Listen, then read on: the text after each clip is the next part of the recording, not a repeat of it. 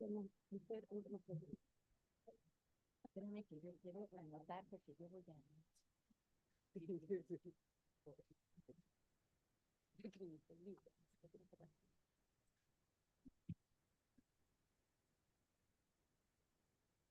Toma.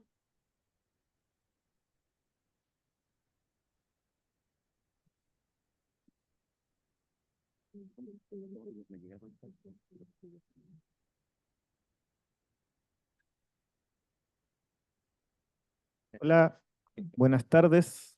Soy Marcelo Morales, director de la Cineteca Nacional de Chile.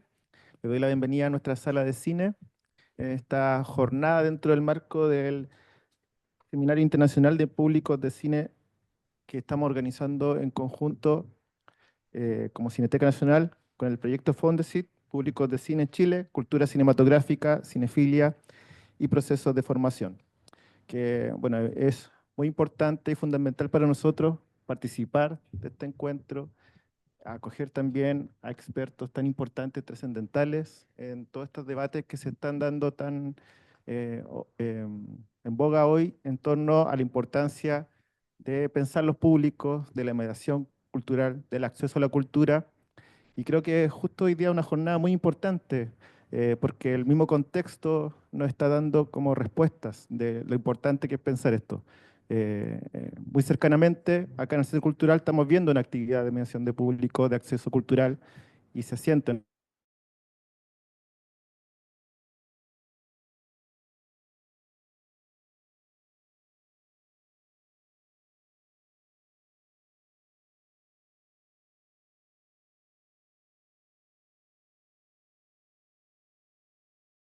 de la discusión en el Parlamento sobre el presupuesto de cultura, donde justamente se ha puesto en cuestión la importancia de invertir en cultura, justamente en función de pensar o extender o ampliar las posibilidades de acceso, de mediación cultural en el país. Al menos tuve una noticia buena en la madrugada de anoche, en que en el Senado se aprobó el presupuesto de cultura y ahora solo queda la discusión dentro de las comisiones específicas. Un aplauso, ¿no?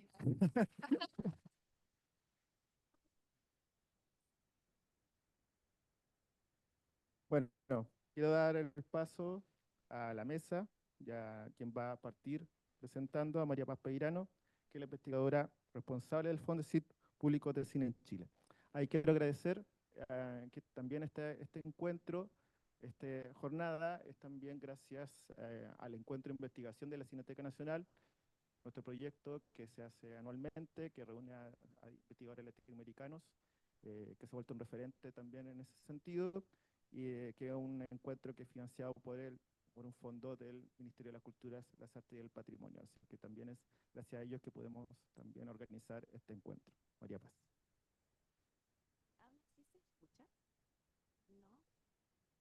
Ya, es que como estamos en streaming en directo, me da miedo mover nada aquí. Para. ¿Y ahí se escucha? ¿Sí? Ya, perfecto. Muchas gracias. Muchas gracias, Marcelo. Muchas gracias a la Cineteca Nacional que nos acogió en este espacio, en el contexto del encuentro de investigadores. Muchas gracias a nuestra fuente de financiamiento, porque gracias a ese presupuesto aprobado es que tanto esta actividad como la investigación se pueden desarrollar. En el caso de nosotros, nuestra investigación es un Fondesit financiado por la Agencia Nacional de Investigación y Desarrollo, ANIT. Así que también es parte del presupuesto del Estado de Chile el poder lograr un tipo de investigación y un tipo de investigación que se relaciona con el mundo de la cultura y de la gestión como este. Entonces, les voy a contar un poco del proyecto. Primero yo, para contextualizarles de quiénes son los que estamos nosotros acá en esta mesa ahora. Luego les voy a presentar a nuestros invitados estelares y ahí les cuento un poco más qué pasa. Entonces, nuestro proyecto partió como un proyecto que buscaba comprender, y si quieren pasan a la siguiente imagen, atrás, imagen, o no, también, si no quieren, no, no importa. ¿Cómo lo hacemos? Ah, yo puedo pasar directamente. Autonomía. Era demasiado autónomo, ¿qué era esto? no era una pública pasiva, era activa.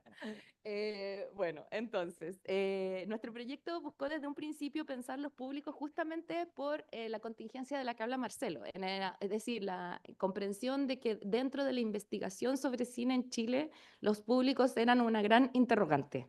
Es como que se nombraba tangencialmente a los públicos, uno los ve como por el borde de las investigaciones, pero no eran el sujeto de la investigación propiamente tal.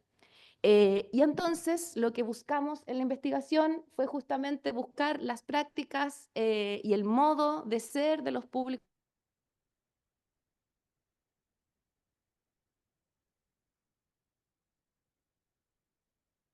que tenemos investigadores que son archivistas, historiadores, sociólogos, antropólogas y muchos antropólogos, y que busca, por lo tanto, tratar de comprender el fenómeno de los públicos de manera empírica, es decir, como tratar de entender efectivamente quiénes son esos públicos, más que un público universal, imaginario, abstracto, cómo es la experiencia real o cómo ha sido la experiencia real de los públicos.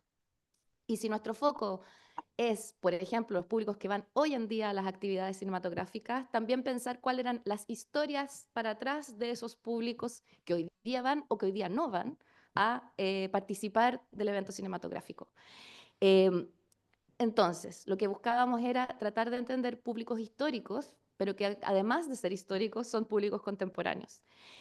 Personas que van desde los 92 a los 40 años, más o menos, hasta el momento, y que nos podían contar como sus trayectorias vitales de cómo era ser público o cómo ha sido ser público en Chile y por lo tanto que nos hablan un poco de cómo ha ido cambiando el fenómeno de ser público en Chile. La investigación entonces tuvo como tres áreas de investigación, una investigación de archivo, buscando revistas, periódicos, que mostraran los públicos.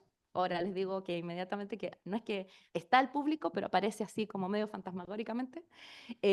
Luego una investigación cuantitativa que pensara como en términos numéricos cómo ha ido moviéndose y modificándose ese público y en términos cualitativos usamos distintas técnicas para, sobre todo entrevistas en profundidad, pero también otras, para comprender cómo había sido la experiencia, cómo es la experiencia actual y cómo se puede comparar la experiencia histórica con la experiencia contemporánea. Entonces, lo que nos importaba de la investigación, sobre todo, es como entender que ser públicos de cine no es un fenómeno aislado ni de otros consumos culturales o otras participaciones culturales, ni tampoco de la sociedad chilena y de las mismas transformaciones de la sociedad. Entonces, el enfoque siempre está pensado como el cine como parte de un circuito cultural y parte de una sociedad específica que también está en el mundo, además, ¿no? Entonces, siempre tratando entonces de hacer conexiones con la práctica y el ser público o espectador de cine en relación al contexto en el que se encuentran esos espectadores. Y ahí, ¿cómo? El equipo es muy grande o ha sido muy grande. Ahí está la lista de todos quienes han participado de este proyecto que se está cerrando este año. Han sido 4 años de investigación. Entonces, algunos, dependiendo de algunas etapas, algunas personas han estado en algunas etapas del proyecto, otras han estado ahora. Yo soy la investigadora responsable, Tomás Peters es el co-investigador, está aquí en la mesa. Está Claudia Bosay, que está en el público, que también es co-investigadora del proyecto. Y tenemos muchos ayudantes que han sido asistentes de investigación, practicantes y tesistas de este proyecto. La idea es, por lo tanto, que esperamos que todas quienes han estado involucrados en este proyecto también pueden ser como semillas que pueden también activar procesos de investigación de públicos en otros contextos y en otros encuentros. ¿Por qué cuesta tanto hacer esto? Perdón. ¿Dónde ha sido la investigación? Ha sido principalmente en la región metropolitana, como se podrán imaginar, como suele suceder, también en la región de Valparaíso y en la región del Ñuble, en Biobío y en Magallanes. Eso ha sido en parte porque los casos de investigación han ido surgiendo desde el mismo proceso de investigación. El norte queríamos hacerlo, si se lo están preguntando, pero al final no pudimos por términos de tiempo, ¿ok? Pero podríamos hacerlo en el futuro.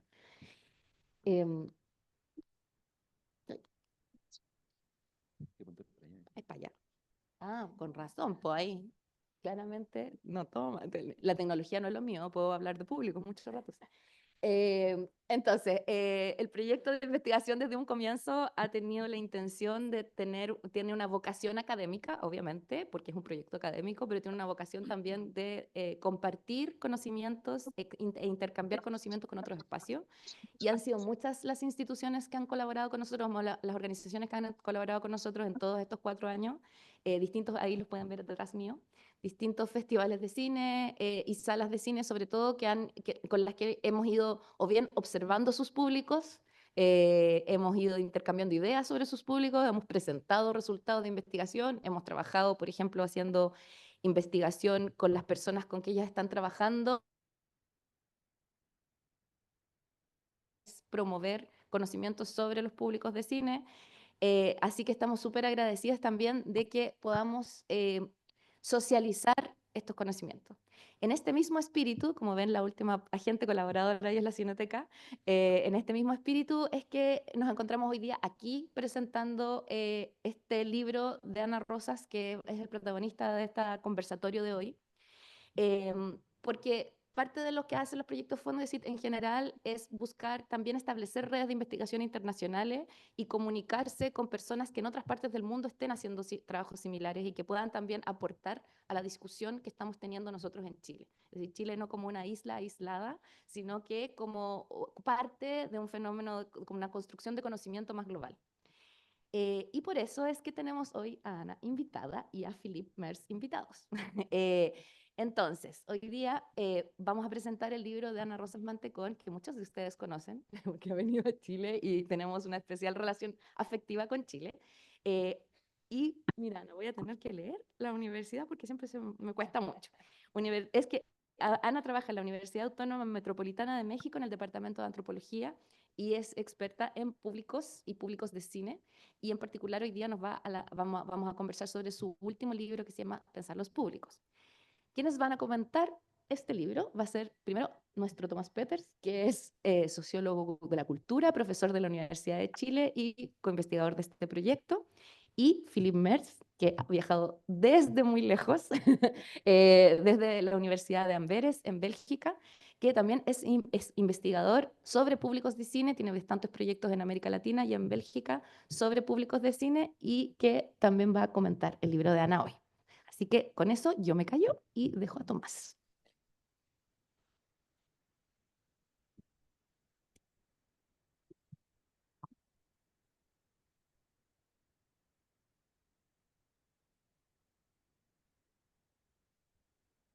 Que se escucha bien, si no me acerco aún más, aún más, aún más. Me lo trago. Pero se escucha bien, ¿no? Ya, súper. Porque a veces uno cree que está en el mejor de los sonidos, pero así no es. Bueno, yo tengo el honor hoy de poder presentar el libro de Ana Rosas, Pensar en los Públicos. Y yo me estaba recordando, porque uno siempre hace este tipo de cosas, el primer día que nos conocimos. Y eso fue por allá lejos, el año 2009, ¿te acordarás, Ana? Sí. En un encuentro sobre consumos culturales en América Latina. Y fue justamente, yo era un joven y locado estudiante aún de sociología, y encontrándome en esas circunstancias, dije, esta es la trayectoria de vida que yo quiero seguir. Así como decimos en Chile, cuando grande quiero ser como Ana Rosas, ¿no? O sea, ahora ya tengo la suerte de poder ir acercándome poco a poco, al menos a la derecha, de tu trabajo y de todo lo que has hecho y todo lo que nos has regalado a una generación de investigadoras e investigadores que no solo confiamos en tu trabajo, sino que lo agradecemos porque consideramos que ha sido fundamental. Este libro, hay que decirlo, es un trabajo que para nosotros con María Paz nos hubiera gustado haber tenido desde el primer día del proyecto, o quizás mucho antes del proyecto, porque justamente parte de una tesis central que dice lo siguiente, ¿no? Lo que queremos trabajar acá es cuestionar la noción de públicos como meros destinatarios, destinatarias o recipientes, ¿sí?, de las ofertas culturales. Es decir, aquí no somos consumidores pasivos, sino que por el contrario, ¿no?, somos personas que actuamos como ah, protagonistas del trabajo que el mundo del arte hace al momento de poder pensarse como producción moderna. Y de hecho, Ana comienza el libro diciendo, los públicos son protagonistas de la modernidad. Y son protagonistas de una modernidad especial, que nos ha ofrecido históricamente promesas y también contradicciones. Los públicos se sitúan en la modernidad a pesar de todos los problemas que ella nos exige, nos interpela diariamente. Por eso, cuando nos introdujimos a este proyecto con María Paz y se publica este libro, dijimos, aquí estamos completamente sincronizados con la tesis que estamos buscando. Porque no solo es que los públicos están en la modernidad, no solo son protagonistas de la modernidad, sino que sobre todo ellos se vinculan.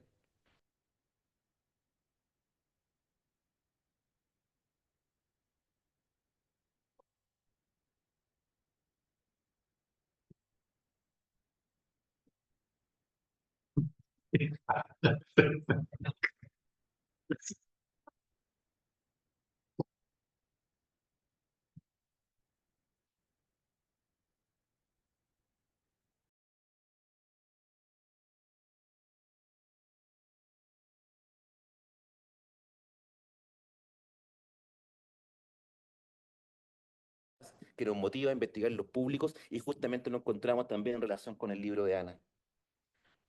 Por eso la pregunta que ella se plantea es, bueno, ¿qué son los públicos? ¿Cuáles son las dificultades para que surjan los públicos? ¿Cómo ha cambiado el concepto de público en el contexto de la tecnología actual? ¿Cuáles son las percepciones, los valores, las motivaciones que tienen los públicos en el contexto contemporáneo? Pero también se pregunta cómo se relacionan los públicos con las obras.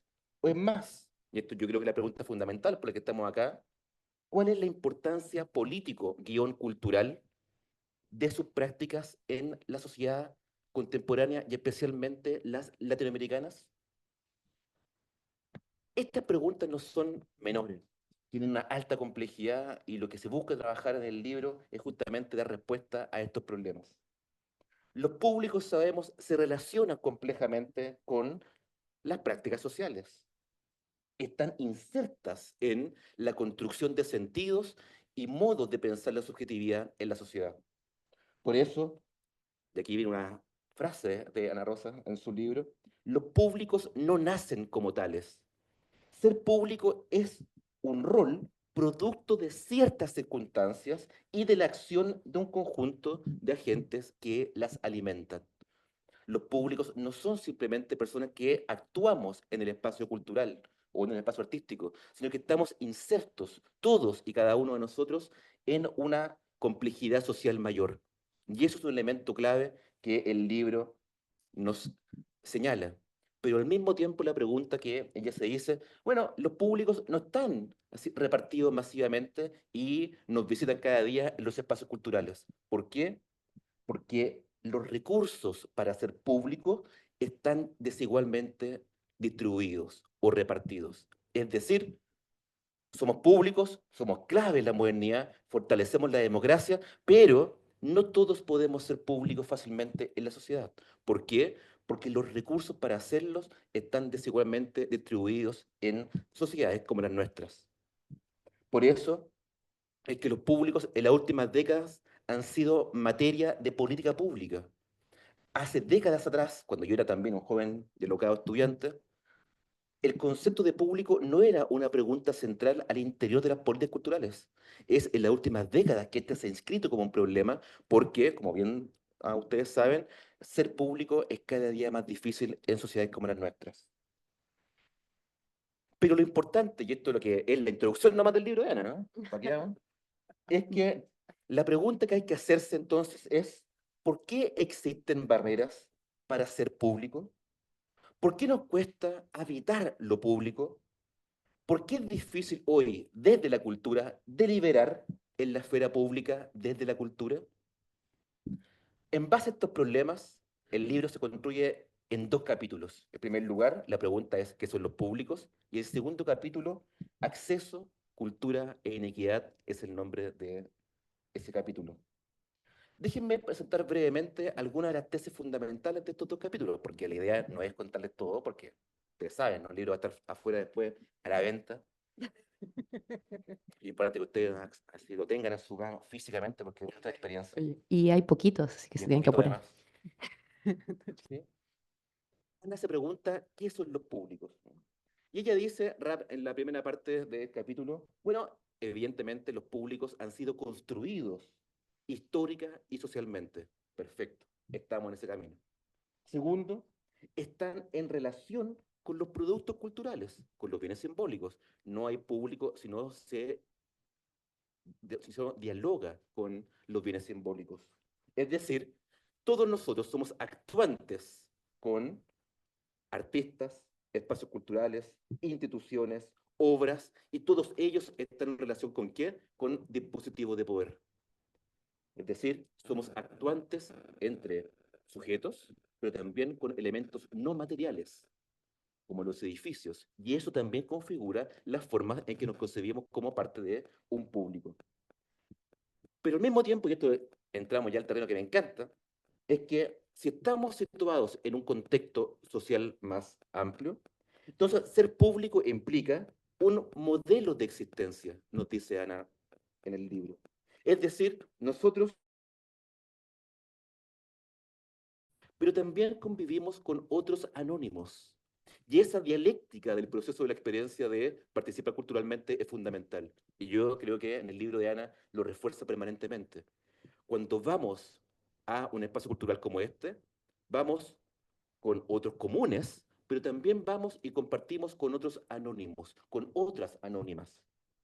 Y esto produce ciertamente, por ende, identidades comunes, produce sentimientos de pertenencia, pero al mismo tiempo, y probablemente un elemento muy clave en esta discusión, es que también produce sensibilidades de la diferencia, algo que yo creo que se encuentra en tu libro. Es decir, también se producen sensibilidades de la diferencia. Y aquí ello es un elemento fundamental de entender en la experiencia de ser público. Aquí no estamos todos iguales, no somos todos similares, no tenemos las mismas creencias ni los mismos imaginarios de sociedad. Por el contrario, compartimos en este lugar lugares de diferencia, sensibilidades de diferencia. Y eso es lo rico que produce un espacio cultural como este, a diferencia de un COSAM, o sea, a diferencia de cualquier otro espacio que puede ser el mundo de la salud o el mundo de la justicia. En los espacios culturales, justamente, reconocemos la diferencia como un valor y eso nos constituye como públicos. Por eso es que permanentemente lo que hacemos cuando nos creemos públicos es que aceptamos y negociamos permanentemente imaginarios de sociedad. Todo esto tiene implicancias, evidentemente, en nuestras trayectorias biográficas. Y eso es lo importante de ser público. El ser, aquí, estar aquí, nos constituye como individuos, pero también nos construye los imaginarios, los horizontes de expectativa que en nuestra biografía vamos a construir. Por eso es que es tan importante concebir de que las trayectorias biográficas se constituyen, se conforman, se fabrican en relación con las obras. Y por eso es que los objetos artísticos, como nos dice Ana, convocan, afectan las sensibilidades. Y nos afectan como palabra, y me encanta, mis estudiantes de la universidad saben que la palabra afectar es una que yo utilizo permanentemente, porque nos afectan en el nivel de, nos hace una incomodidad, pero también tiene un elemento de afectarnos, de afecto, de cariño y de cuidado. Eso es lo que nos produce cuando estamos acá en la experiencia de hacer público. Pero lo interesante es que, y nos dice Ana en su libro, no solo la obra nos interpela cuando estamos acá, sino que muchos antes, cuando hemos decidido comprar el ticket o decidir ir, porque ya se empieza a confabular desde ese momento preciso el imaginario de qué vamos a vivir allá adentro, cómo será esa obra, cómo podemos pensarla. ¿La pensaré o la conversaré después de la exposición o de la presentación de la película? Esos debates están dentro del libro y que me parecen fundamentales, porque efectivamente cuando somos públicos estamos frente a un acontecimiento, no un evento cualquiera, sino que es un acontecimiento, un momento que nos produce una interrogante social y sobre todo biográfica. Por eso es que la primera propuesta de definición del libro de Ana me parece fundamental y yo, como también mis estudiantes saben, que yo siempre tiro esta talla que es muy fome, vale la pena poder hacerse una polera con ella, ¿no? Así tenerla ahí frente a, para verla al espejo y nunca olvidarla. Los públicos son conjuntos de desconocidos que se constituyen al congregarse de manera voluntaria en torno a una oferta cultural, que puede ser un discurso, un texto, una imagen, un sonido, un espectáculo.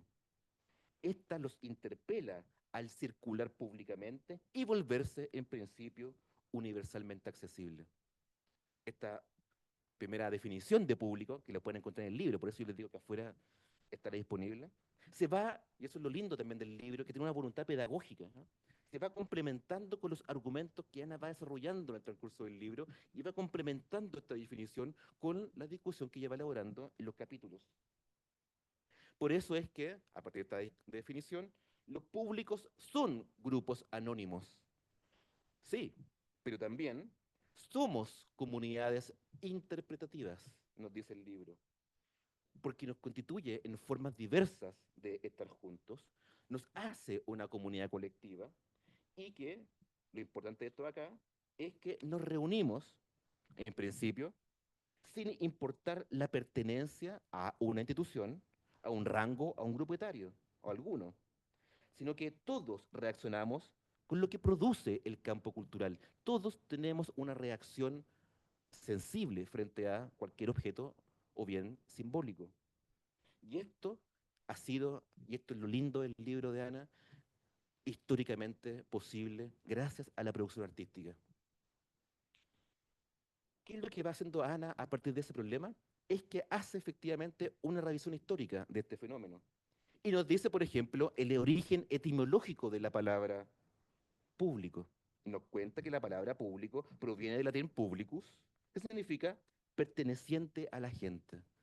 Qué linda volver a la etimología de las palabras. Y la repito, la palabra público, pero también la pueden tatuarse si quieren.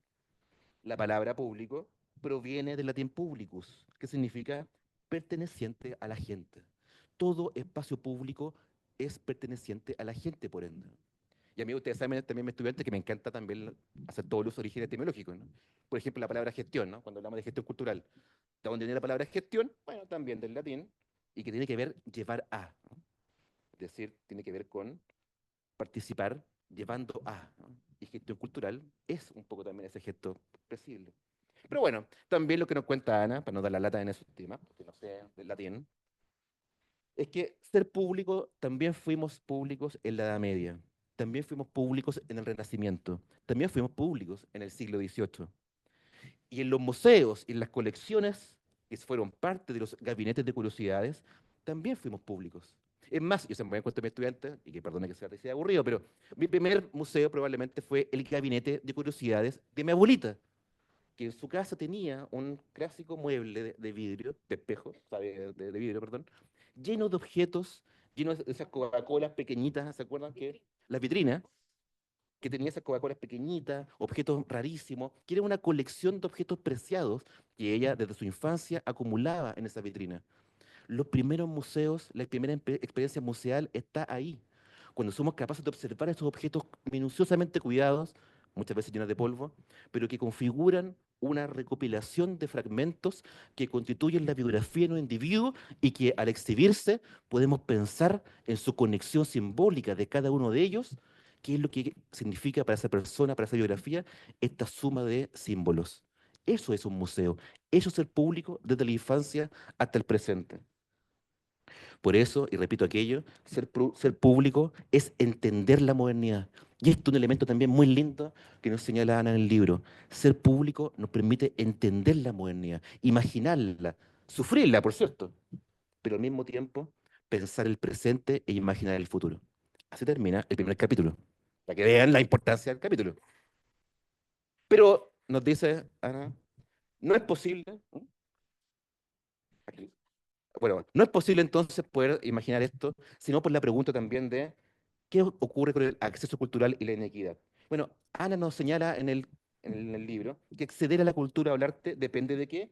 De muchas variables independientes. Sabemos del ingreso, la escolaridad, el capital cultural, Bourdieu, muchos de ustedes saben, ocupación, edad, género, salud, zona donde se habita, y también un concepto que yo integrado y hemos discutido con algunos colegas, el tiempo, ¿no? La aceleración social de los tiempos está siendo un problema real en nuestras vidas. Y preguntarse por el tiempo y la escasez del tiempo es un elemento que también se ha integrado. Por eso es que ser público, y como nos dice en el libro, significa vencer, y me encanta esta palabra que siempre utiliza Ana, vencer una larga carrera de obstáculos. Es decir, una serie de violencias simbólicas, una serie de distancias simbólicas entre lo profano y lo sagrado, que es el mundo del arte, los costos, las distancias, el riesgo urbano que estamos viviendo y también la oferta mediática que el streaming nos ofrece. Es decir, hoy en día estamos frente al problema de la domicialización de la participación cultural, es decir, vivir la experiencia cultural en el hogar, en lo íntimo, en lo privado. Eso es un problema para poder pensar también cómo es que compensamos los públicos en el presente. Y eso nos lleva al mismo tiempo que en qué medida los algoritmos, y ustedes probablemente saben mucho mejor que esto que nosotros, cómo están a favor del capital y también a favor de, por ende, el poder. En fin, hoy en día son pocos los públicos implícitos, concepto que también aparece en el libro. Bellísimo concepto y que lo pueden leer cuando tengan el libro en su mano. Todos estos fenómenos entonces generan interrogantes a las teorías de la homología, interrogantes a la teoría del omnivorismo, preguntas a la individuación, preguntas a muchas líneas teóricas que están disponibles para poder pensar estos problemas. Entonces, la pregunta que tenemos hoy en día es, ¿estamos viviendo una reducción de la desigualdad en los públicos? ¿Hay mayor diversidad en el acceso? ¿Los públicos están siendo cada día más diversos? ¿O más bien han aumentado entonces los no públicos? Concepto que también han discutido dentro del libro. Todos tenemos y hacemos prácticas culturales. Siempre somos públicos en algún momento del día o de la experiencia cotidiana. El problema es que si medimos los públicos en su acceso a los bienes simbólicamente legitimados, estamos midiendo mal qué significa ser público en el presente. Por eso es que hay que repensar el problema de los públicos, nos dice Ana, con cómo es que se producen las nuevas resistencias frente a este fenómeno. Cómo es que hay una disputa radical con lo legitimado y lo no legitimado por las sociedades contemporáneas. Esto exige, por ende, preguntarnos por nuevas formas de percepción de la desigualdad en el acceso cultural. Yo estoy enfocado en mis preguntas de cómo es que la gente, las y los chilenos, piensan, perciben sus nuevas formas de desigualdad, perciben que están siendo o tienen una desigualdad en el acceso a la cultura hoy en día, aquellos que acceden a Spotify, a Netflix, a Movie, a muchas otras ofertas. ¿Cómo se piensa la desigualdad hoy en día? Bueno, todos estos problemas entonces nos llevan a una pregunta fundamental, que es pensar los otros públicos, que nos dice Ana, pensar los otros públicos, aquellos que no están acá, aquellos que están dando vueltas por la sociedad. Pero también nos lleva, y con esto cierro, María Paz, también nos lleva a la pregunta por la democratización y la pregunta por la democracia cultural. Probablemente estamos en un tiempo en el que tenemos que pensar una salida a esta dicotomía histórica.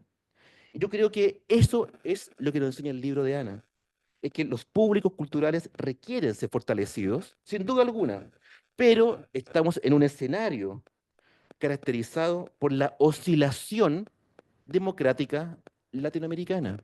Estamos amenazando la democracia en muchas elecciones políticas del mundo. Por eso creo, y podemos pensar esto en conjunto, ¿cómo es posible pensar un democratizar cultural? ¿Qué significa invertir el foco? Es decir, no usar el concepto de democracia para distribuir la cultura, como a algunos les gusta, o fomentar la cultura y sus diversidades, sino que invirtamos la idea de democracia para reforzar la democracia con la cultura. Y yo creo que ahí está el aporte de Ana Rosas frente a este tipo de problemas en la sociedad contemporánea. Gracias.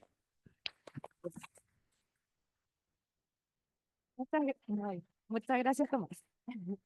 Muchas gracias, Tomás. Ya, nos dio demasiada ganas de leer el libro. ¿Nos van a dar más ganas, Filipe? Eh, ¿Cuál? El del Power. Ah, no.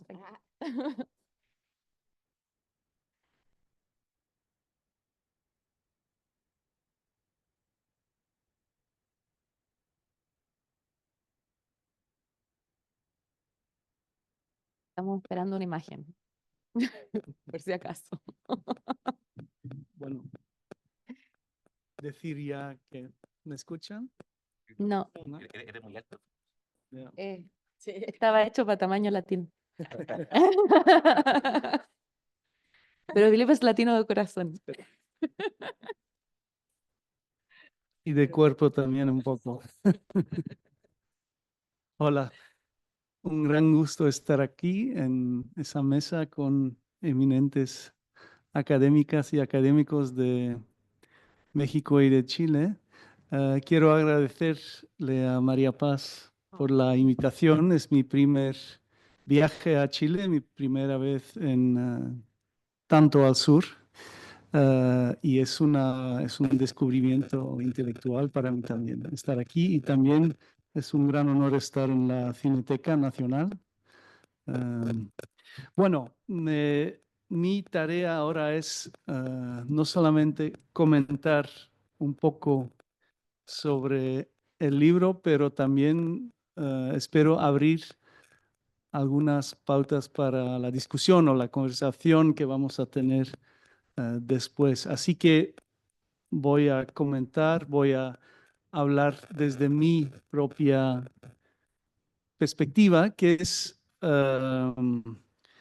que soy profe en cine y medios de comunicación y que llevo unos 25 años haciendo investigación sobre audiencias.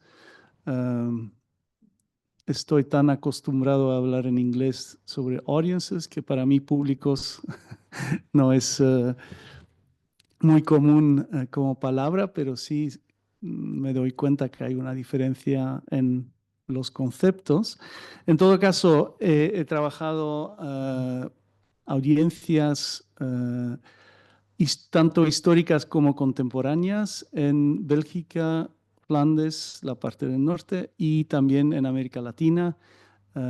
Tenemos una red con el doctor José Carlos Lozano y antes del TEC de Monterrey y el doctor Daniel Bilteres de la Universidad de Gante. Es una red que se llama Cultura de la Pantalla, una red hispanohablante sobre la historia de la cultura de cine en varias ciudades en México, Colombia, Cuba, Barcelona, Estados Unidos, etc.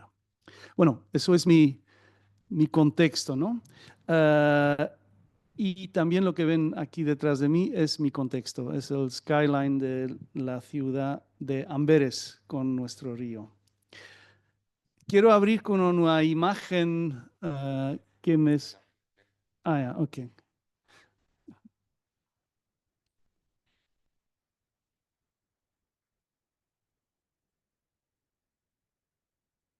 Ya. Quiero abrir con una imagen que me es muy cerca. Es, no es una foto de cine, es una foto de una audiencia para el cine, pero tampoco están en la sala. Es una fila de hombres en la India que están esperando entrar en el cine. Y para mí, y para, tengo que decir también para Daniel Bilteres de Universidad de Gante, es una foto icónica que también para mí me parecía muy adecuada para hablar sobre el libro magnífico, tengo que decir, que ha escrito Ana, porque vemos el juego de las miradas, vemos la anticipación de lo que va a seguir y también vemos que el cine o la cultura del cine es mucho más que mirar una peli. Es también ir al cine, estar en la fila y esas cosas. Y, pequeña anécdota, esa foto la usamos para nuestro primer congreso de la red que se llama Homer History of Cinema Going, History of Movie Going Exhibition and Reception, perdón, gracias, en el 2007. Voy a hablar brevemente y ya veo. Ay, ay, ay. No, no, no, no, lo hago, lo hago. Es un desconexión cognitiva.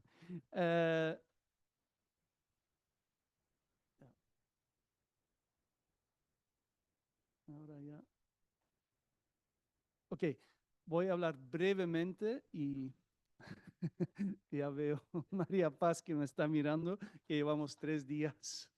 que, que digo, voy a hablar brevemente de audiencias históricas y contemporáneas, siempre en relación con el libro de Ana. También compartir algunas experiencias mías trabajando audiencias contemporáneas, que también ahí se ponen asuntos que también están en el libro de Ana y que para mí me sirven como inicios de una gran conversación, espero. Y algunas palabras sobre audiencias y política cultural, que también la política y la gestión cultural entra dentro del libro. Yeah, okay. Primero, audiencias históricas y contemporáneas. Quiero destacar que desde el inicio del medio, y cuando digo medio hablo de mi medio preferido, que es el cine, que también fue el primer medio de masas audiovisual, que trabajar o escribir sobre audiencias o públicos no es algo nuevo, es algo que se hizo desde el inicio del medio. Y aquí tienen 3 ejemplos para la gente que trabaja cine, pueden ser quizá nombres que ya conocen, pero tengo que decir que son 3 libros que durante muchos años, quizá décadas, no pertenecían al canon del film studies, de la disciplina de los estudios de cine. Ahora sí, por suerte, digamos los últimos 10 años. Y es una obra de Sociología de Esquino, es el primer, que yo sepa, doctorado hecho en Europa sobre cine y es un doctorado sobre la sociología de las audiencias en una ciudad alemana del 14. Y luego Hugo Münsterberg, luego Herbert Blumer, que es un gran sociólogo. ¿Y por qué empiezo con esto para hablar luego sobre la era digital? Porque no se puede, creo que es importante y también lo dice Ana, no se puede distinguir entre las audiencias pasivas desde que llegó lo digital y luego ahora los espectadores o los públicos se han puesto activos. No, eso es un mito, ¿no? La actividad, las prácticas culturales, las prácticas de dar sentido al medio, la experiencia del medio es algo que existe desde el inicio dentro de la disciplina. Y ahora se está investigando de enfoques muy, muy diferentes. Antes que la psicoanálisis, pero luego los cognitive psychology, la psicología cognitiva, odia a la psicoanálisis, pero también mira la psicología de las audiencias.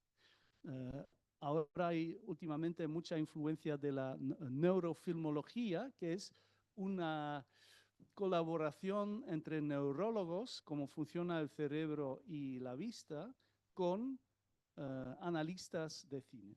Solo para decir que es un libro, Pensar los públicos, que está muy en el centro del debate actual de los film studies.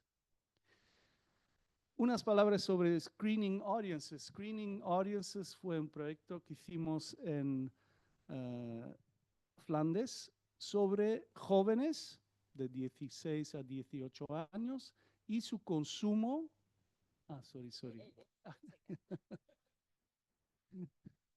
Soy fatal con la tecnología como cada profe de cine.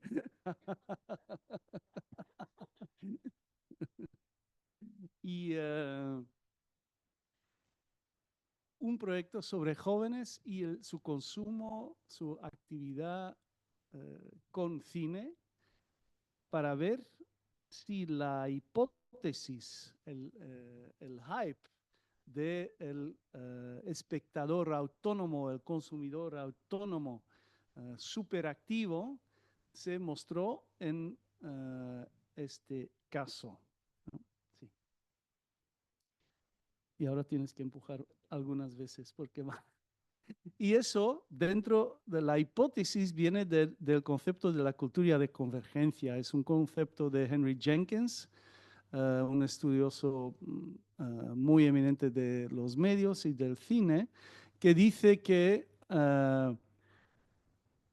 cómo podemos conceptualizar la situación mediática ahora. Y vemos aquí la diferencia, y para los nativos digitales en la sala suena muy prehistórico, pero había una época donde cuando se hablaba de cine, se hablaba de la sala, la televisión y después la cinta de video.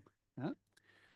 Y ahora, bueno, si queremos investigar, si queremos hablar sobre audiencias o públicos de cine, estamos hablando de mucho más, ¿no? De la gran pantalla hasta la pantalla más pequeña del smartphone, ¿no? Por eso es importante interrogar, como lo hace también Ana, los clichés, también los clichés académicos de las audiencias y los públicos.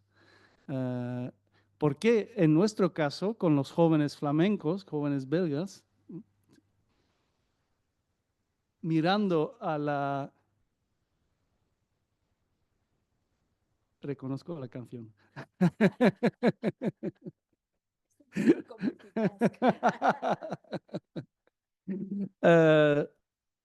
Si miramos la definición de Jenkins, que tiene alguna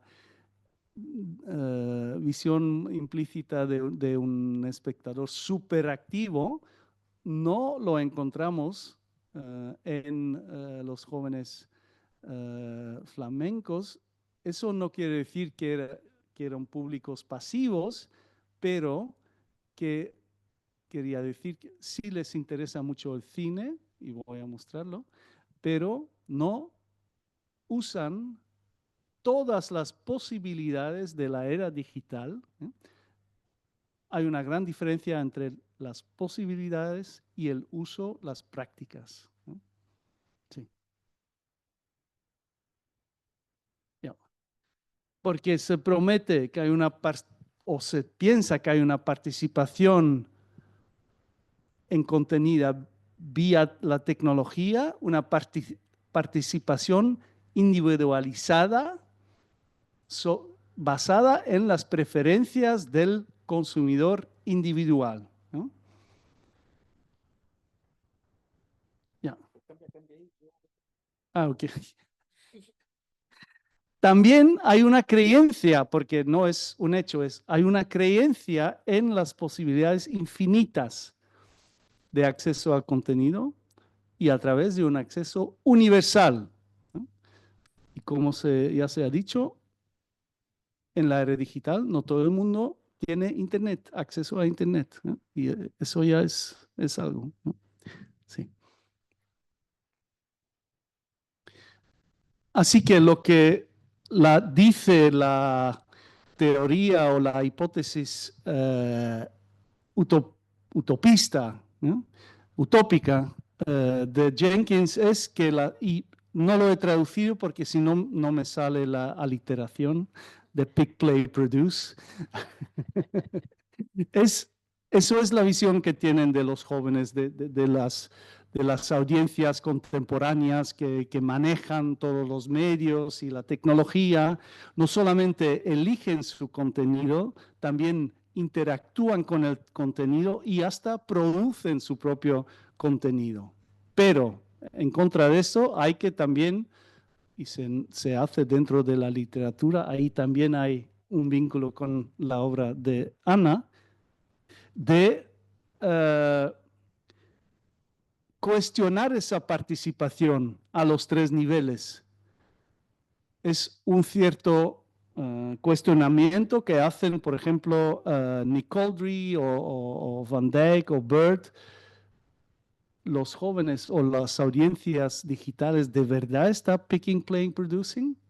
Y un paso más allá es que hay gente, y ahí está mi nombre, lo admito,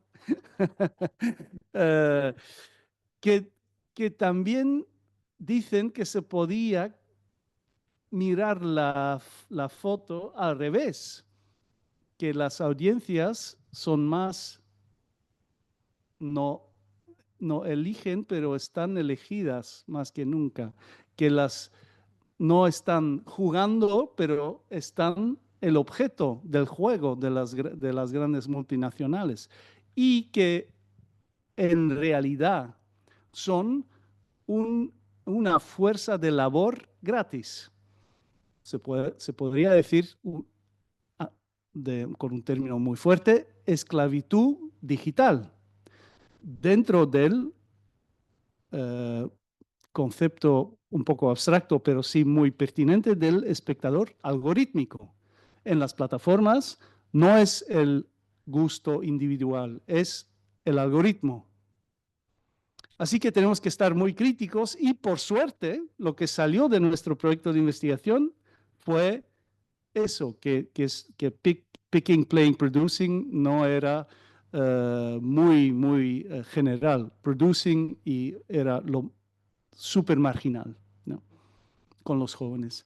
Y, sí,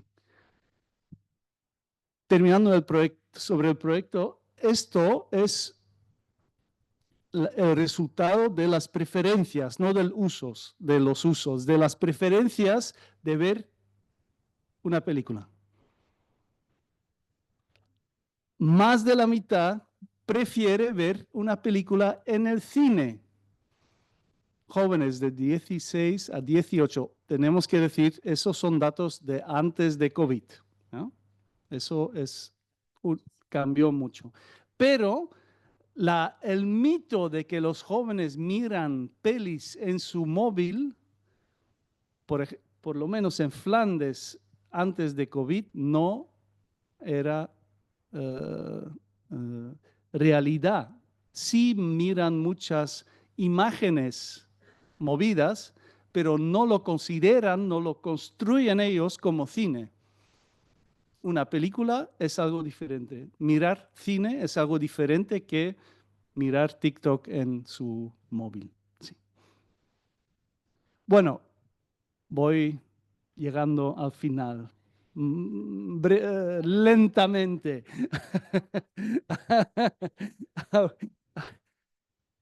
Lo que me encanta en el libro es que Ana también habla sobre la política y la gestión cultural, porque se puede teorizar mucho en nuestra torre de marfil, pero la política y la gestión se interesan mucho a las audiencias, a los públicos, pero no es un interés sin agenda propio, ¿no? Y sobre eso también ha hablado Tomás, que siempre tenemos que preguntarnos quién habla sobre audiencias, desde qué posición y con qué agenda, ¿no? Y lo que un término, no sé si en Chile, pero en Europa se usa mucho ahora, es audience development. Tenemos que hacer audience development, ¿no? Nadie sabe muy bien lo que es en realidad, pero suena muy bien y también para políticos. En la política, me alegro de la noticia, pero por ejemplo en Bélgica y en otros países europeos, la importancia de audiencias se mide de manera cuantitativa. ¿Cuántas personas, cuántos espectadores han visto esto, ¿no? Y es una reducción fundamental, pero que es una medida o un parámetro súper fácil para políticos para usar, ¿no? Así que tenemos que estar muy críticos de esto también. Y voy terminando con algunas reflexiones finales, bueno, como ya decía, ¿quién habla de público desde qué posición y con qué agenda? Porque si hablamos de cine, no hablamos solo, y de audiencias de cine, públicos de cine, no hablamos sobre algo que no tiene importancia, que es mere entertainment y que no contiene ideología, ni política, ni asuntos importantes de la sociedad. Estamos hablando de poder, estamos hablando de visibilidad, ¿no?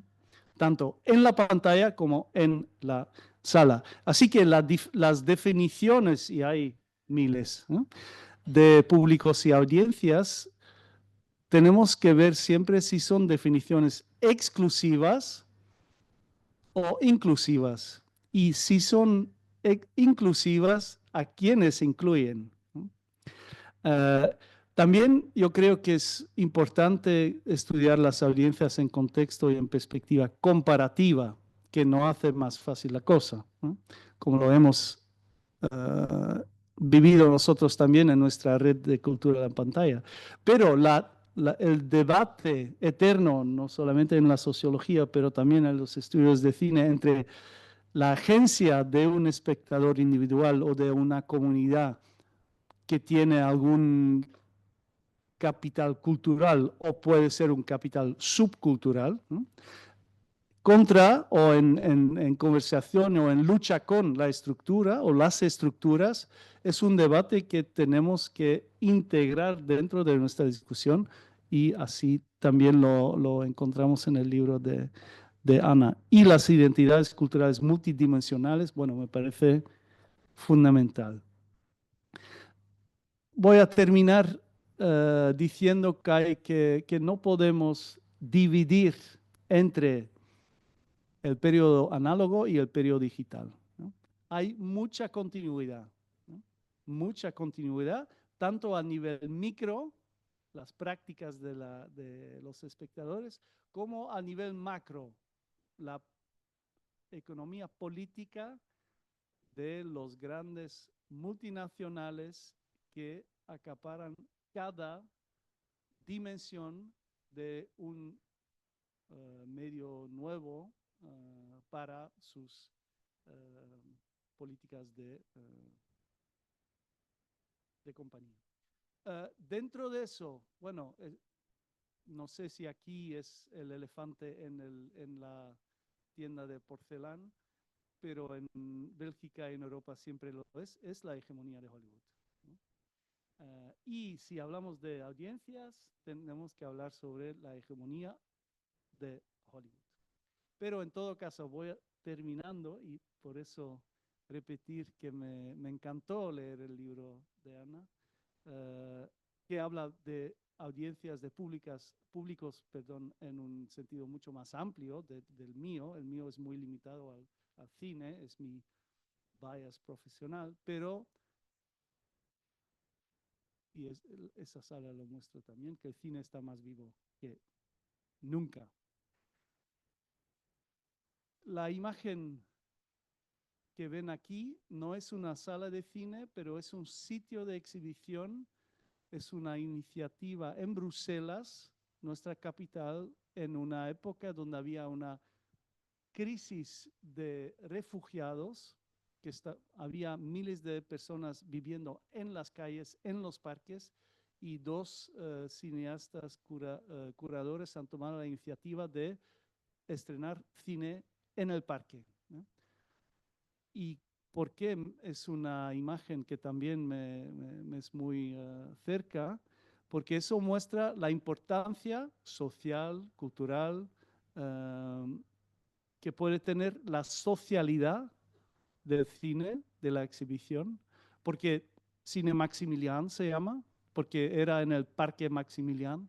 Se ha desarrollado, porque esa foto es de hace unos años, se ha desarrollado en una organización subvencionada que ahora no solamente exhibe cine, pero también hace cine con cineastas refugiados y profesionales refugiados. Gracias. Muchas Muchas gracias, Filipe. Yo quedé como la policía mala, pero no. Sí quiero invitar entonces ahora a Ana a que responda. Es que básicamente lo que va a pasar ahora es que vamos a hacer un diálogo. Ana nos va a contar qué te pasa con, qué te surge con los comentarios aquí de Tomás y de Filip. Cuéntanos. No, bueno, muchísimas gracias, María Paz, por la invitación.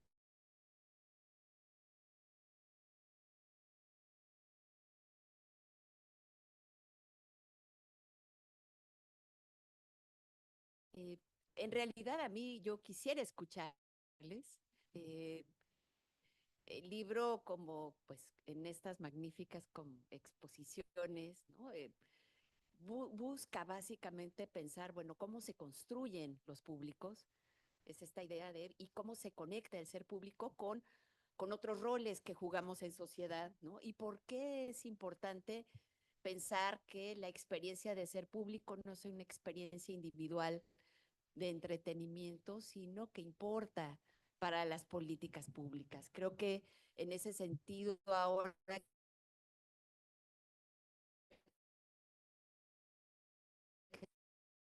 escuchamos, y de hecho lo están haciendo con los presupuestos,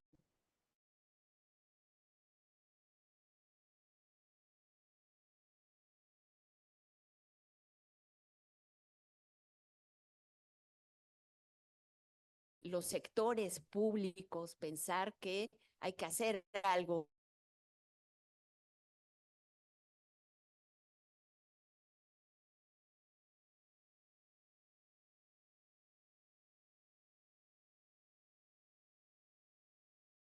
manera, se generan de sinergias y continuidades y también rupturas entre el acceso presencial y el acceso digital. Creo que no podemos entender la experiencia, ¿no?, de ser público si no pensamos lo digital. Creo que ahí tenemos un gran reto, la manera en la que eso está transformando nuestra manera de ser públicos. Creo que la idea de ahora los algoritmos, ¿no?, son nuestros curadores curados, ¿no?, porque en realidad forman parte de una cadena de intereses. Creo que abres muy bien esta discusión de pensar en el Pick, Play and Produce, ¿no?, para ver de qué manera ahora estamos interactuando con esos condicionamientos y de qué forma somos usados para esta forma contemporánea del capitalismo, que es el capitalismo de las plataformas, ¿no?, que creo que es esta nueva forma de pensar cómo se produce valor, dónde está el núcleo de lo que se llama la economía de la atención, ¿no? Creo que por ahí hay que ir trabajando de qué forma nos engranamos y con lo que implica pensar a los públicos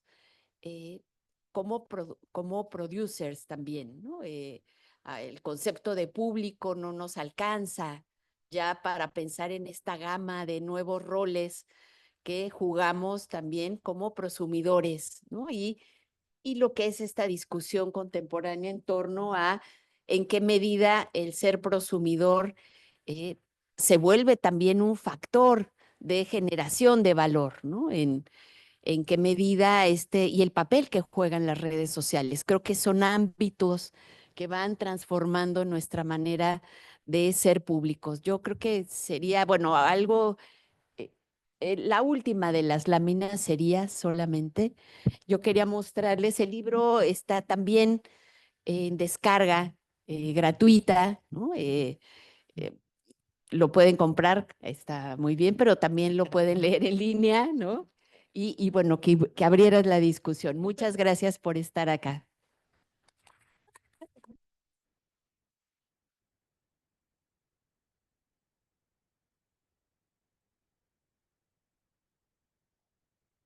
Igual hay que tenerlo en papel. No hay fetichismo en mi comentario. Entonces, creo que alcanzamos, gracias, vamos a alcanzar a tener preguntas del público. Yo quiero como solo puntualizar tres cosas que me llaman la atención de sus intervenciones. Creo que estamos todos como en la misma línea coherente y eso ya no depende ni del país, ni de la región, ni del continente. que es la importancia de investigar, de conocer los públicos para también hablar de nuestras sociedades y hablar de política, de política pero de la buena, o hay alguna buena. Me refiero justamente como a pensar el poder, la sociedad y el rol que tiene pensar en los públicos para pensar nuestras sociedades, el futuro de nuestras sociedades, pensar la democracia. Y entonces como también el tema públicos nos acerca necesariamente a estos temas. Es como, evidentemente, todos los objetos de investigación, todos los temas pueden efectivamente tener una lectura que se relacione más directamente con la política pública, pero los públicos como que es imposible pensarlos si no. Sí. Y además nos habla de una transformación, como de las transformaciones de lo que ha sido vivir en sociedad y del valor de vivir en sociedad. Creo que necesariamente nos toca en relación a compartir con otros, conocidos, desconocidos, no conocidos, en un mundo en que las tecnologías han ido cambiando. Ahora hay que decir que cuando el cine surgió, también hubo una discusión similar en cuanto a todo lo terrible que iba a suceder porque la gente ahora iba al cine y no con la tecnología. Es decir, Sí. la tecnología en sí misma siempre nos da miedo, pero no necesariamente es buena o mala, ¿no? Y efectivamente aquí también se ve como en estas últimas transformaciones nuestros temores y resquemores, pero también las posibilidades que se abren. Así que en ese espíritu o en el espíritu que les convoque a ustedes como públicos de esta charla, es que abro la palabra para quienes quieran participar. Tenemos un ratito, así que pueden preguntar, comentar, discrepar, decir que no, que no. Gracias. Primero, dar las gracias por esta oportunidad gratuita de estar aquí. Y también agradecerle a Ana Rosas porque hace un tiempo atrás dio una conferencia online con el Museo Violeta Parra y ahí compartió este link porque el acceso a esta bibliografía, y aquí incluyo a Sonia Jarolapsky y a Ana Durán, que también han estudiado mucho, investigado mucho sobre públicos y trabajan la formación de públicos, es súper difícil acceder a estos textos y que Ana Rosa en ese momento yo escuchaba atentamente como, no, y aquí está el link. A mí se me prendió la ampolleta y fue maravilloso porque ha sido una base fundamental para mi investigación. Yo estoy haciendo una investigación como docente de básica y gestora cultural en formación de públicos escolares. Entonces, ha sido maravilloso poder leerlo y tener un recorrido de cómo se ha ido gestando la formación de públicos y cómo se ha ido gestando esta mirada, porque abre la ventana de poder también cuestionarlo. Me costó mucho llegar como a un fondo de decir, ya, pero ¿qué son los públicos y de dónde me paro para mirarlos como gestora cultural?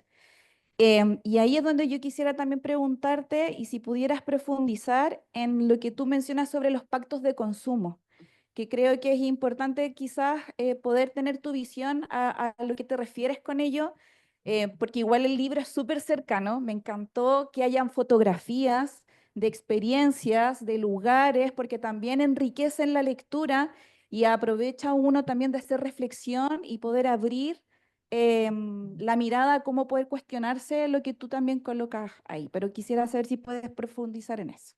Gracias. Sí. Muchas gracias por tu comentario. La idea de los pactos de consumo es uno de los pies, es una de las vetas a través de las cuales podemos pensar en qué consiste esto de los públicos activos. ¿Activos por qué? Activos en primer lugar porque aún alguien tirado en un sofá viendo el programa más absurdo, más bobo, está poniendo códigos de interpretación en acción. Entonces, ahí siempre, el público es siempre activo, ¿no? No, hay muchas maneras en las que podemos cuestionar de dónde vienen esos códigos, qué tan posible es que veamos críticamente o no, etcétera. Pero la idea es que siempre hay procesos de interpretación, de reinterpretación que están en diálogo con quienes somos. nuestro género, nuestra edad, la zona en la que estamos, etcétera, etcétera. Pero viene también con la idea de que no somos meros recipientes porque siempre estamos negociando ese rol de público. La negociación es una negociación a partir de la cual nosotros nos resistimos, entablamos. Tú me estás tal vez queriendo decir una cosa, pero en realidad yo puedo negociar. ¿Negociar y qué? ¿Negociar qué? Puedo negociar en torno al contenido, pero puedo negociar también en torno a la forma en la que yo me relaciono con ese contenido. Para mí fue fascinante cuando empecé a trabajar históricamente el rol de público, ver la historia de estas negociaciones. Estamos pensando, por ejemplo, ¿qué hace el cine? El cine nos invita a que nos sentemos en un lugar junto a otros que no conocemos, ¿no? Y que nos sentemos en la oscuridad, que nos quedemos mirando atentamente. Hay una serie de elementos de el pacto que propone el cine, pero uno puede ver a lo largo de la historia cómo públicos muy distintos, en contextos muy distintos, negocian de formas distintas el cómo nos relacionamos con esa oferta. Entonces, hay públicos, por ejemplo, como los cubanos, que jamás aceptaron el silencio. Para mí, yo fui a hacer trabajo de campo hace un año y medio, y para mí era fascinante en el Festival de Cine de La Habana, o sea, con específicamente públicos que iban a ver una película de arte, que son los que en otros contextos, los públicos argentinos, por ejemplo, son muy exigentes en términos de ese silencio. Y uno podía ver en La Habana la gente comentando entre una butaca y 10 atrás, riéndose, contando un chiste al mismo tiempo, y es algo que forma parte de un pacto incluso nacional, en donde de ninguna manera se van a callar, ¿no? Y tiene que ver también con muchas otras formas, formas históricas en la actualidad. Nunca hemos dejado de ver películas, pero ciertamente la proporción de películas que vemos en línea no tiene nada que ver con la proporción de películas que vemos en un espacio con otros, en una sala de cine. ¿Qué ha hecho esto? Que la mayor parte de nosotros estamos la mayor parte del tiempo viendo una película mientras vemos nuestro celular, mientras estamos preparando un sándwich, mientras estamos conversando con otros. Entonces, no hay manera ahora, es prácticamente imposible que los públicos, por ejemplo, dejen de ver su celular mientras ven una película. ¿Qué ha hecho esto? Ha forzado a que la industria en muchas partes se dio por vencida con el celular, con el teléfono móvil. En Asia, por ejemplo, ahora es muy común que en la parte derecha de la pantalla de la sala de cine, hay una segunda pantalla en donde las personas que están en la sala están comentando la película. O sea, hay ahí ya una tecnología o sea, no solamente te piden que apagues el teléfono móvil, sino tú estás comentándola frente y la gente se ríe y está, es parte del espectáculo. ¿Qué hay ahí? Hay pactos que se van transformando, que se van renovando, que van tomando otras formas, ¿no? La idea de quedarse sentado mirando atentamente, bueno, en las historias que recopilamos en las salas históricas, desde el principio había personas que aprovechaban la oscuridad no para ver una película, sino para otras cosas que consideraban más interesantes, ¿no? ¿Qué va haciendo esto? Pues que siempre hay esta negociación, ¿no? Creo que podemos ver cómo negociamos con los algoritmos, cómo, por ejemplo, en los trabajos que hicimos durante la pandemia, al principio las plataformas no tenían estas formas compartidas de ver una película entre computadoras distintas, y ahora las plataformas, a fuerza de que los propios usuarios de las plataformas fueron viendo la manera de que alguien que estaba en Canadá pudiera ver una película al mismo tiempo que alguien que estaba en Ecuador y generar estas formas en las que la propia plataforma permite el visionado simultáneo. Todo esto tiene que ver con negociaciones de los propios públicos.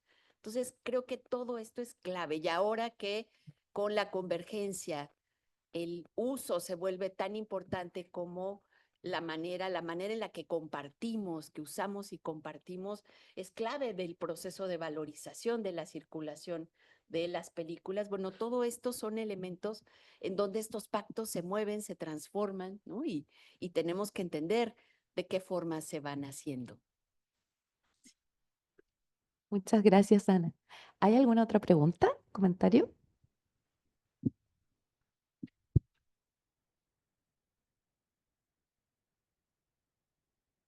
Hola, hola. Primero, muchas gracias por la presentación. Mi pregunta está más vinculada hacia los desafíos de las políticas públicas culturales, como considerando los desafíos de legitimidad que tienen actualmente las políticas públicas. ¿Cómo se aborda como metodologías participativas que consideren los públicos, también comprendiendo que es una noción donde confluyen muchos intereses, muchas condiciones sociales, políticas, simbólicas, y de qué forma la acción pública puede atender esa diversidad de condiciones? Eso. Muchas gracias, Ana. ¿Quieres? Sí, sí, sí. Es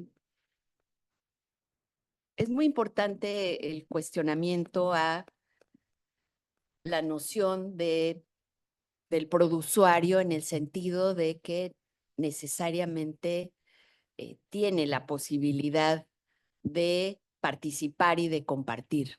¿Qué encontramos en la nueva ecología de medios?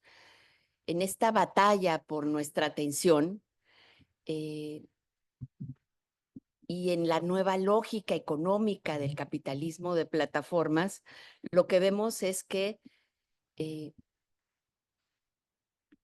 instancias, por ejemplo, como Netflix, como Twitter, ahora X, que originalmente surgieron como espacios para la conversación horizontal, lo fueron durante muy poco tiempo, y lo que vemos ahora es que una mínima proporción de los youtubers y una mínima proporción de los tuiteros, no sé cómo se llamen ahora, exeros,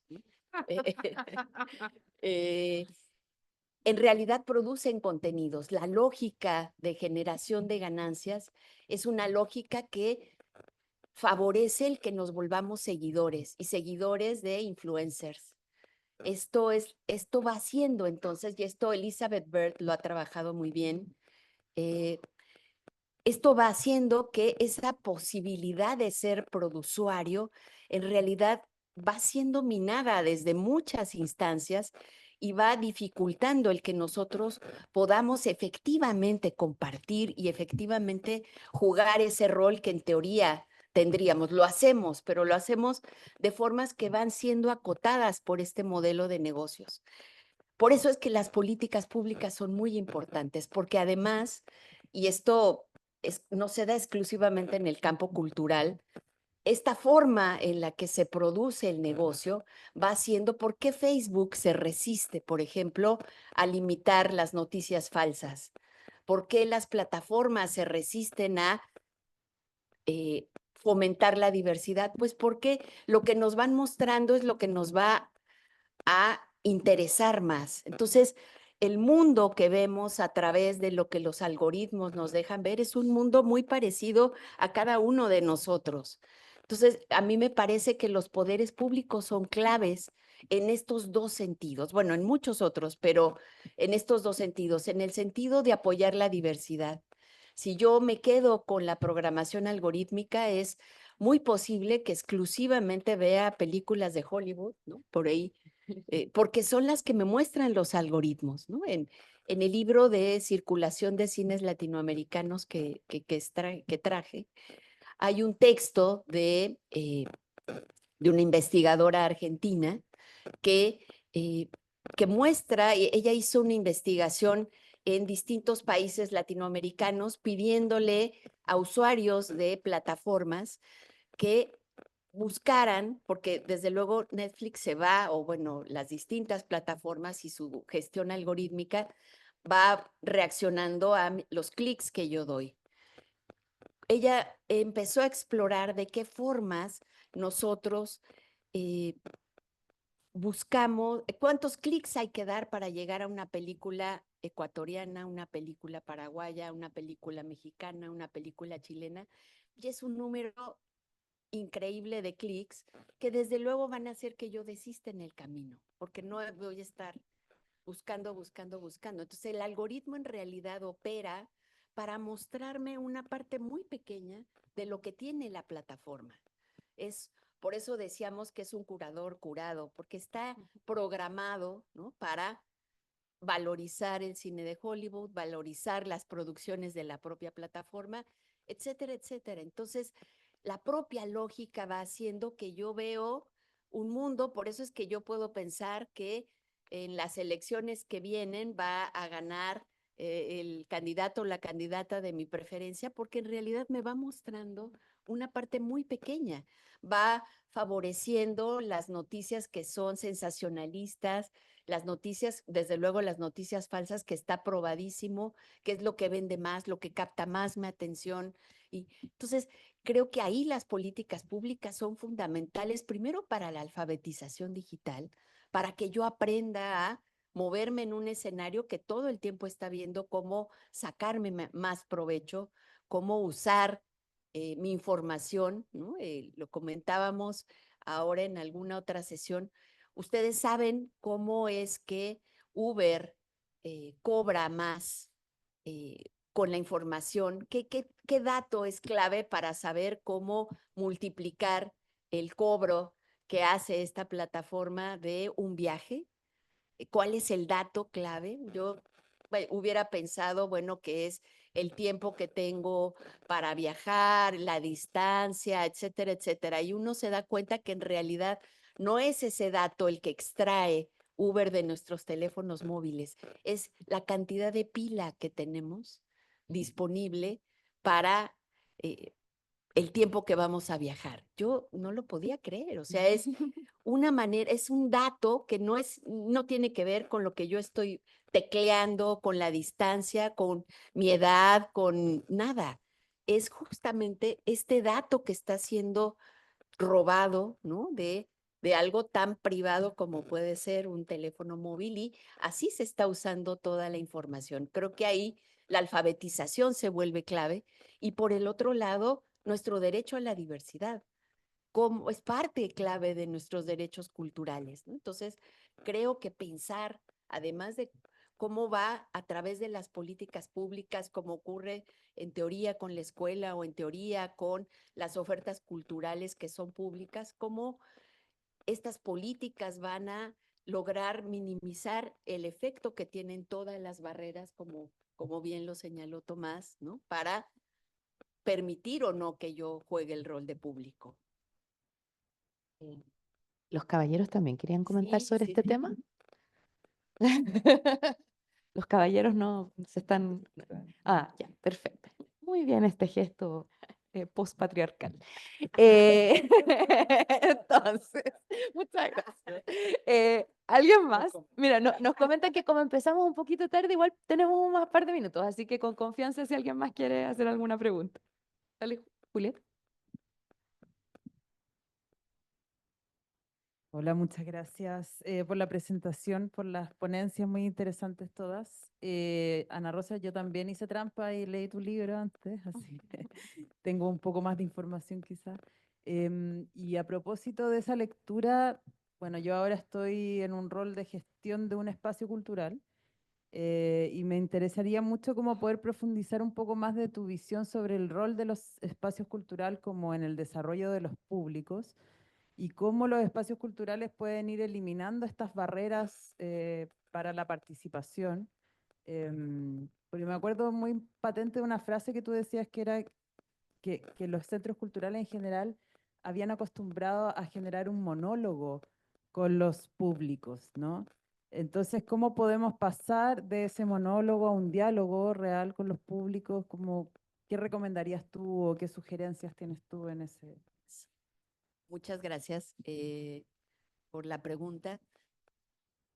Básicamente lo que propongo en el libro es que la noción de desarrollo de públicos es una noción incompleta, ¿no? O sea, es una noción que nos sirve para pensar que los públicos hay que desarrollarlos. Todos tenemos una historia, es una historia que, como dice Pierre Bourdieu, bueno, ha sido oculta por la propia lógica del paso del tiempo, ¿no? Y las propias lógicas culturales, que se hizo cuerpo, ¿no? Y uno puede ver muy bien cuando alguien se sienta y mira, por ejemplo, la ópera o mira un espectáculo de música clásica, puede ver bien en el cuerpo cómo fue formado históricamente, si está acostumbrado a quedarse sentado, si sabe en qué momento hay que aplaudir o no, si no tose, etcétera, etcétera. Puede ver esa forma en la que la historia del ser público se corporizó. Sirve entonces para que pensemos que una institución no puede pensar quiénes van a llegar exclusivamente poniendo un gran letrero o multiplicando la publicidad, sino hay que pensar de qué maneras, bueno, vamos a trabajar en esa construcción de públicos. ¿Por qué digo que es una noción incompleta? Es incompleta porque no podemos pensar que los únicos que tienen que cambiar son los visitantes, ¿no? Y que entonces hay que formarlos para que cambien, ¿no? Y logren apreciar qué valiosa es nuestra oferta cultural. Mi idea es que tienen que cambiar también las instituciones que normalmente piensan en los públicos a partir de un monólogo, a partir de lo que yo creo que vale la pena que esos públicos piensen y esos públicos reciban, viéndolos siempre con esta verticalidad con la que pensamos las políticas culturales, ¿no? Entonces, mi idea es que hay que transformar ese monólogo, hay que transformarlo en un diálogo en donde la convocatoria sea una convocatoria a partir también de las necesidades, a partir de lo que hacen estos públicos, ¿no? De sus formas de vincularse, ¿no? Si vemos, por ejemplo, pensando en el caso de muchos museos, que se sorprenden de por qué aquí no vienen jóvenes, ¿no? O por qué no vienen niños, ¿no? Y uno puede ver por esto que hacías notar, Tomás, del concepto de público implícito, ¿no? Que es la manera en la que una oferta cultural imagina quiénes son sus usuarios potenciales. Y si uno ve, por ejemplo, muchos museos no tienen una sola silla para que la gente haga pausas, no tienen, toda la información está en cédulas kilométricas, ¿no? Que hay que leer en espacios oscuros, con letra pequeña. O sea, ahí podemos ver, bueno, pues se convocará a quién es el público implícito de estos museos, pues un público que puede caminar kilómetros sin cansarse, que puede, o sea, que lee solamente, pero cuando las instituciones buscan dialogar, ¿qué hacen? Multiplican sus públicos implícitos. Y entonces, si quieren que vayan mamás con niños, bueno, ponen actividades para que lleguen también los niños. Si quieren que vaya personas de la tercera edad, bueno, ponen espacios, tal vez cambian los horarios, ¿no? Hay un programa que me encanta, que está en línea en el MoMA, lo pueden ver, que es un programa para que vayan, por ejemplo, personas que tienen distintos grados de Alzheimer. ¿Qué hacen? Hacen un horario especial en donde no van multitudes, van pequeños grupos, ¿no? En donde les permiten entrar con sillas de ruedas, con cuidadores, en donde hacen visitas guiadas que reflexionan sobre la memoria, que reflexionan sobre elementos que van a convocar, ¿no? A estos públicos distintos. Trabajan, por ejemplo, si pensamos en salas de cine que quieren incorporar también a públicos con debilidad visual o con problemas auditivos, bueno, pasan, invierten en una infraestructura tecnológica que permita a alguien que es un débil visual, que le permita con su celular, pues no sé, escuchar los subtítulos o la descripción de la música y de otros elementos, ¿no? O etcétera, etcétera. O sea, podemos ver si alguien que viene, por ejemplo, con una silla de ruedas, pues es difícil que transite por una escalinata, ¿no? Entonces, dejan espacios libres para que las personas puedan o colocar sus sillas de ruedas. ¿Qué es eso? Estamos multiplicando los públicos implícitos a partir de pensar en ese diálogo con esas otras necesidades. Otro elemento clave es pensarlos como co-curadores, ¿no? Hay un teatro, una organización en Chile, es Ovalle, en una zona que es Ovalle, Sí, el Teatro Municipal de Ovalle, por ejemplo, ha generado una serie de actividades para que los vecinos de la zona se vuelvan co-curadores del teatro. Y entonces, después de un tiempo de haber estado asistiendo al teatro, uno ve, hay unas fotos maravillosas en línea, ¿no?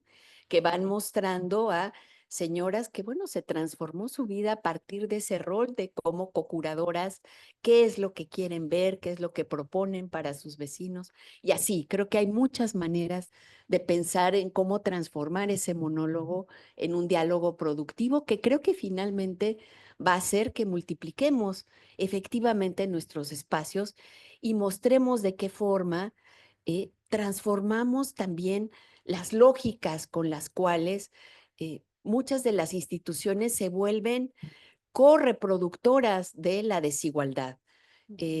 Podemos tener tal vez todas las cédulas con lenguaje inclusivo, pero seguimos reproduciendo los discursos en donde solo se habla de los hombres en términos, por ejemplo, de los héroes patrios, ¿no? O sea, toda la forma en la que las historias van reproduciendo estructuras patriarcales, ¿no? Y que creo que es parte de esta necesaria transformación a partir de las relaciones con el movimiento feminista, el movimiento queer, etcétera, etcétera. Muchas gracias, Ana. Creo que tenemos momento para una última pregunta. Me están mirando. ¿Qué nos dicen los? Están muy dudosos aquí. En este rato ya alguien preguntó, ¿vieron? Si hay alguna última pregunta y si no, ¿Alguien de la cerramos. mesa? Cerramos entonces. Bueno, les quiero dar las gracias. ¿Sí? ¿Quieres comentar? Que ya estábamos. Perdón, es que no. Perdón, ya está, ya nos vamos. No, es que yo creo que es buena la oportunidad de preguntarle, porque la pregunta que hizo el compañero de ahí sobre las políticas para la participación de los públicos. Hay un caso en México que yo cada vez que voy para allá me parece que es muy, muy interesante, es muy valioso, políticamente es muy, muy significativo, y no puedo no preguntarle a Ana tu lectura sobre las utopías, que lo pueden buscar ahí en internet. Hay un libro maravilloso que se acaba de publicar sobre las utopías, ya está en línea. Sí, sí, sí. Las utopías es un proyecto. La Ciudad de México está dividida en alcaldías. Tiene 16 alcaldías. La más grande de las alcaldías, y que además es también la más compleja porque es la que está en la orilla de una parte de la zona metropolitana, que es una zona que recibe migrantes de muchos países del mundo. Es una zona a donde llegan a vivir también grupos indígenas de distintas partes del país. Es la zona, bueno, o una de las zonas más claramente tomada por el narcotráfico. Entonces hay un cártel, se llama Iztapalapa, ¿no? Mi universidad está ahí, ¿no? Y la alcaldesa de esta alcaldía, Clara Brugada, que ahora es la jefa de gobierno de la ciudad. Ella desarrolló este proyecto, es un proyecto que construyó durante 6 años. La alcaldía, la gestión dura 3 años, ella fue reelegida por la población y estuvo 6 años. Construyó, creo que 13 o 14 utopías. Las utopías son espacios increíbles porque es una mezcla en realidad de varios modelos latinoamericanos de gestión cultural. O sea, es un centro cultural, pero no solo es un centro cultural, es también un espacio que tiene que le da un papel muy importante a el ejercicio, al cuerpo. Entonces, todas tienen alberca, piscina, todas tienen gimnasio, tienen espacios para correr, tienen canchas de fútbol, de béisbol, bueno, distinto tipo de instalaciones, pero están enfocadas, y esto creo que es el aporte del modelo de las utopías, están enfocadas también a poblaciones específicas. Entonces, les voy a contar solo algunas, pero es increíble, en realidad vale la pena conocerlas por el enfoque que tienen en términos del acceso, en términos de luchar contra distintos tipos de barreras para el acceso, pero también para pensar, por ejemplo, el papel de las instituciones como formadoras, no solo para el acceso, sino formadoras para la vida. Entonces, hay toda una sección para las mujeres, pero para las mujeres que han sido violentadas. Entonces, hay un spa, hay una psicóloga que trabaja con grupos de mujeres que han sido violentadas, hay una asesora jurídica, o sea que van pensando como en vetas muy distintas, ¿no? Tiene en otra sección toda un área para lavadoras, para la ropa, y si el que lleva la ropa es un hombre, le cuesta la mitad a que si lo lleva una mujer. O sea, hay ahí toda la idea de facilitar el que sean los hombres de la familia el que vayan a lavar la ropa.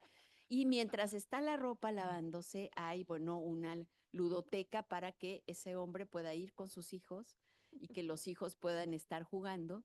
Y hay una sección de reeducación para el cuidado. Entonces, hay pláticas sobre masculinidades, hay pláticas sobre aprender a planchar, aprender a barrer, aprender a lavar los platos, cosas que nos parecen que hemos naturalizado como algo que todos podemos hacer, pero en realidad no ocurre así, ¿no? Entonces es todo este entrenamiento y con toda una lógica de cómo replantear el hacer públicos los cuidados, ¿no? Hay trabajos muy interesantes sobre las distintas estrategias. Hay también toda una sección para personas de la tercera y de la cuarta edad con la idea de que se lleven a ese espacio. Hemos estado haciendo visitas y es increíble la cantidad de actividades. Hay también toda una sección para personas con dificultades de movimiento, dificultades de escucha, dificultades de visión, con aparatos increíbles, ¿no? Para enseñarlos a moverse por el espacio. Hay una sección también para niños. Entonces, es muy interesante esta idea, pero yo creo que el enfoque fundamental es la desigualdad y por otro lado el pensar todos estos recursos para el acceso, pero el acceso diversificado y el trabajar por que vayamos entendiendo la importancia de que los cuidados sean objeto también de las políticas públicas. Y bueno, este libro sobre las utopías lo acaban de presentar hace como 2 meses y lo pusieron en línea. Si ponen Iztapalapa Utopías, es muy probable que ahí aparezca. Muchas gracias. Qué buena pregunta, Tomás, Sí. y no preparada. Muchas gracias.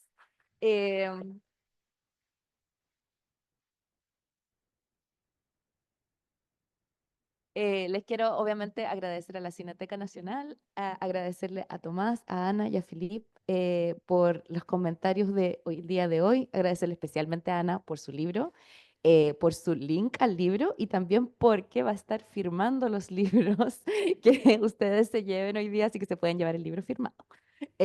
Y obviamente agradecerle a ustedes, a los públicos de hoy día, por haber venido hoy y me pasan un nuevo dato. Ok, entonces, apenas salgamos ahora, van a estar los libros a la venta afuera.